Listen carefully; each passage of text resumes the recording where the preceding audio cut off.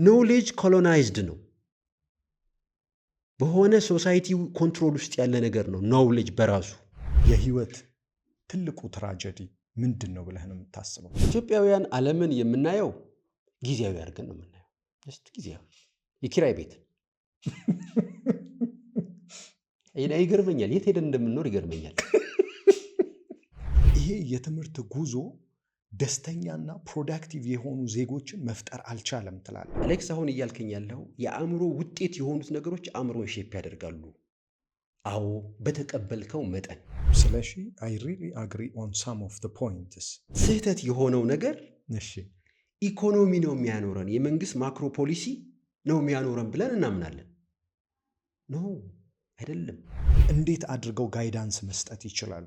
ለደስታ የተፈጠር ነው፣ ለምቾት የተፈጠር ነው፣ ለስኬት የተፈጠር ነው። ከዚህ ውጪ የእግዚአብሔርን ኃይል በምንም አትገልጸውም እኮ። በሐዘን በችግር በመራቆት አትገልጸውም እኮ። ምክንያቱም የውጪው ምንድን ነው? ኢሉዥን ነው። ለእኔም ለአንተም ተመሳሳይ ትርጉም ከሌለው፣ በቀን ውስጥ እኔም አንተም ተመሳሳይ ኤክስፒሪየንስ ከሌለን፣ አሁን ፈንዳሜንታሊ ወሳኝ እሱ አይደለም ማለት ነው፣ ውስጥ ነው ማለት ነው። አሁን ይህ ሞደርን ኤጁኬሽን ሄዶ ጀስት ፓወርለስ የሆነ ትውልድ፣ በራሱ የማይተማመን እንደሚችል ውስጣዊ የአእምሮዊ ብቃቱን የማይገነዘብ ትውልድ አፈራን ማለት ነው።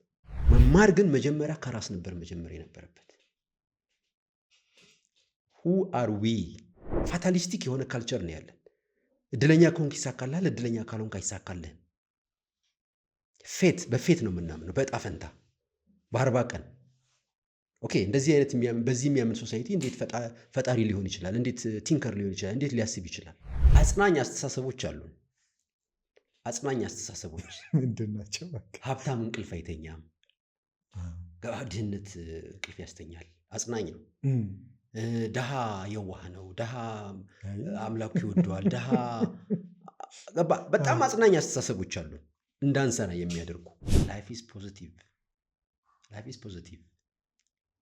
ኦኬ ዊ ሃቭ ኢነፍ ኦፍ ኔጌቲቭስ አይደል?